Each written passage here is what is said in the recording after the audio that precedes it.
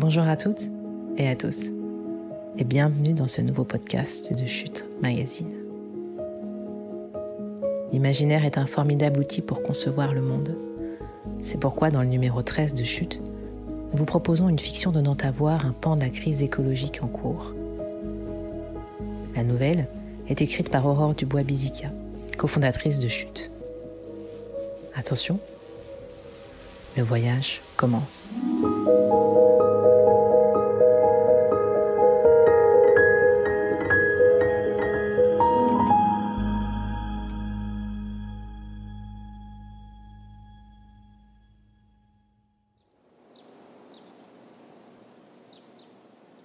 Un vent chaud souffle sur mon visage, mais je ne ferme pas les yeux. Je veux voir le mouvement des vagues, la pluie sur la mer et le soleil qui perce au loin. Je veux sentir sur ma peau les embruns tropicaux et percevoir les parfums iodés de la mer.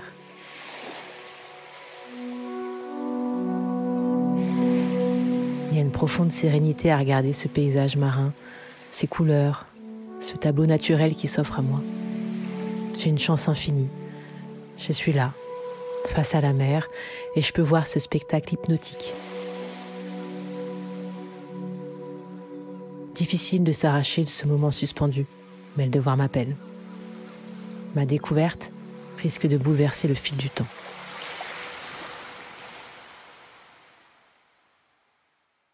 Bon, moi, peluche moyen, ou bien, moi qui dis maman, toute bagaille là.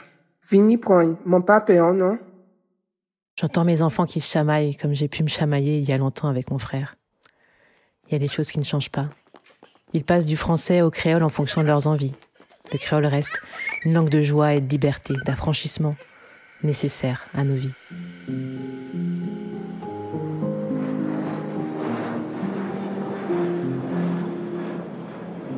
Tandis que j'attends mon envol, la Caraïbe s'éveille tranquillement.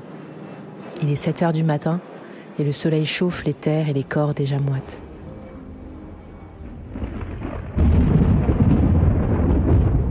De nombreuses îles ont presque disparu ces dernières années. La montée des eaux ne nous a pas épargnés et a transformé ces coins de paradis en coins d'enfer. Les cyclones sont devenus de plus en plus violents, arrachant tout sur leur passage. La mer s'est installée et s'est trouvée un nouvel espace où s'étirer, détruisant les habitations du littoral et invitant les palétuviers de la mangrove à se multiplier. Ils sont devenus un premier rempart de protection. Nous avons d'ailleurs favorisé leur prolifération afin qu'ils nous protègent et limitent les inondations. Mais ce n'est pas uniquement une Venise mouvante sur pilotis qu'il faudrait sauver, c'est tout un archipel, tout un écosystème et de nombreuses vies humaines. Je garde cela en tête tout en regardant les derniers détails de ma présentation. J'en ai parlé à Tijo et Ophélie, les deux maires de la ville, le mois dernier. Je n'aurais peut-être pas dû. C'est Tijo qui a tout dévoilé des recherches du printemps. Un centre de recherche de physique quantique déployé sur toute la Caraïbe. C'est lui qui me place dans cette situation inextricable que ma conscience me crie de fuir.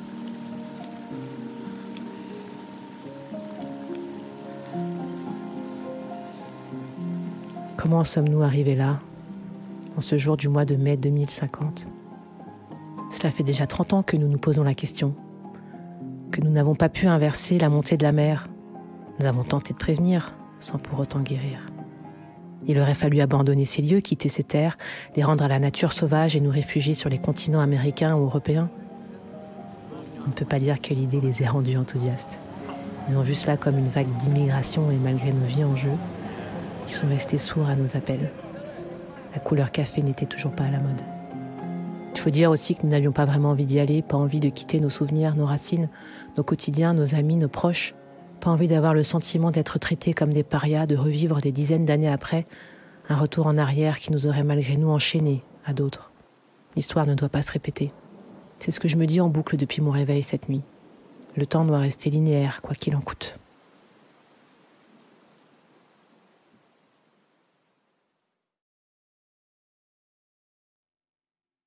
N'ayant que 12 ans à l'époque, je n'ai pas vraiment vécu le moment décisif politique qui nous ont menés ici et maintenant.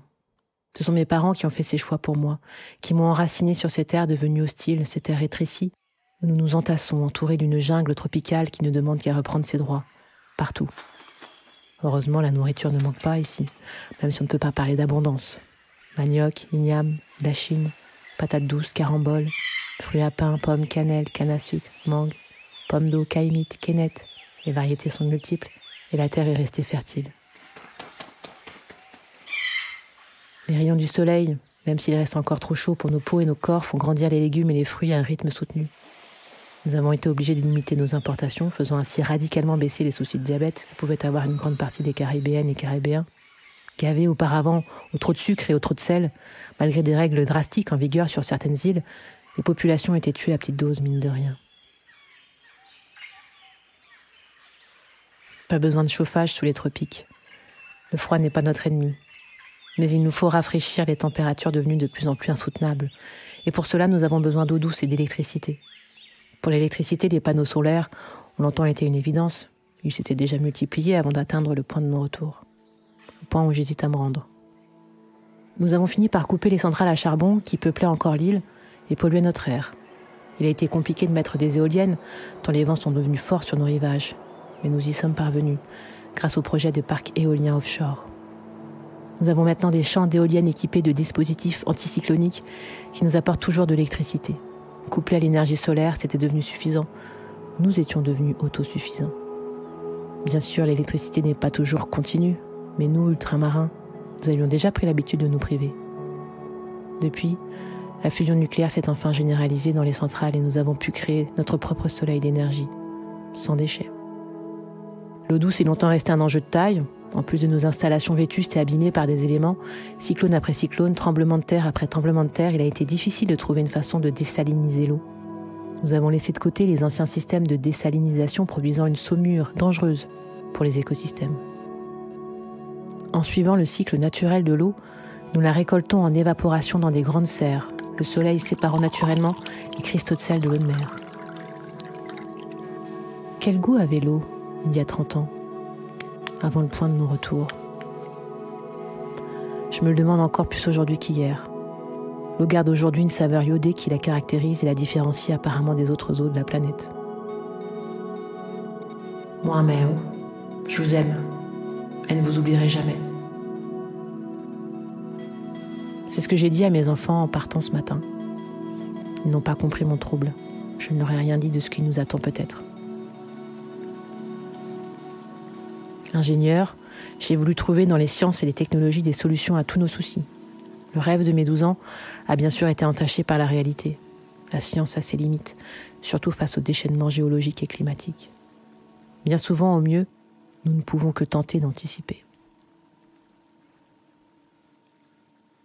Aujourd'hui, j'ai rendez-vous à Sainte-Lucie, qui est devenue le chef-lieu des Petites Antilles. C'est là que les responsables de chaque île se réunissent pour m'entendre. J'ai les mains moites et le cœur qui bat à 100 à l'heure. J'ai peur de notre trouvaille. J'ai peur de bouleverser le monde tel qu'il existe aujourd'hui et existera demain. Et que deviendront toutes ces inventions, toutes ces prises de conscience face à la modification du fil du temps? Nous avons repris les travaux sur la relativité générale d'Albert Einstein et nous avons dépassé les présupposés de Stephen Hawking. Nous avons remonté le fil de la mécanique quantique et avons trouvé comment faire. Comment faire pour remonter le temps? Nous n'avons pas encore testé le déplacement de nos corps dans l'espace-temps, mais nous avons réussi à envoyer quelques messages dans le passé, comme une boîte aux lettres temporelle, changeant déjà quelques détails au fil de nos destins. Et si nous pouvions revenir en arrière et tout recommencer? Nous sauverions des milliers de vies, nous sauverions des écosystèmes, des espèces disparues, de la faune et de la flore, nous donnerions la possibilité à tous et toutes de prendre d'autres décisions peut-être. Mais si nous revenions en arrière, comment faire pour ne pas refaire les mêmes erreurs et réécrire la même histoire? Comment faire pour ne pas recommencer une boucle sans fin de destruction? Des lanceuses et des lanceurs d'alerte, il y en a eu, mais le monde n'a pas écouté. Il a traîné les pieds pour avancer, pour changer. J'ai embrassé mes enfants ce matin en m'interrogeant aussi sur leur avenir possible. Existeront-ils encore demain? J'ai peur de les avoir condamnés de plusieurs façons. Le fil de mon destin m'échappe et je ne sais plus ce que je dois faire. Quand le fil du temps a-t-il pris ce tournant? C'est la question que nous nous sommes posée pour envoyer nos messages. À qui devions-nous les transmettre? Ce ne sont pas les décisionnaires politiques qui ont eu notre préférence, étant souvent touchés par des jeux de pouvoir égotiques qui les rendent trop malléables aux pressions d'une époque. Ce sont les inventeurs et inventrices que nous avons visés. nous avions décidé de leur faire un cadeau de grande ampleur, de leur permettre avant l'heure d'utiliser une nouvelle forme d'énergie, celle de la fusion nucléaire, celle-là même qui a été utilisée pour la bombe H.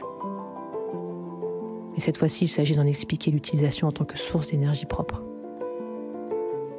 Au revoir émissions de CO2, mais bonjour surconsommation. Au revoir réchauffement climatique, mais bonjour chaos, guerre et inégalité. Et si au lieu d'écorcher à vif ce monde, nous étions en train de le détruire complètement? Comment savoir? Le fil du temps est en marche, et cette réalité s'efface, peut-être déjà. Au soir là, moi là pour moi parler épisode à sous un gros bidim bagay m'en découvert. Au soir là, si vous êtes d'accord, nous qu'est changer destin de l'humanité. Ce soir, je suis là pour vous parler d'une grande découverte. Ce soir, avec votre accord, nous allons changer le destin de l'humanité.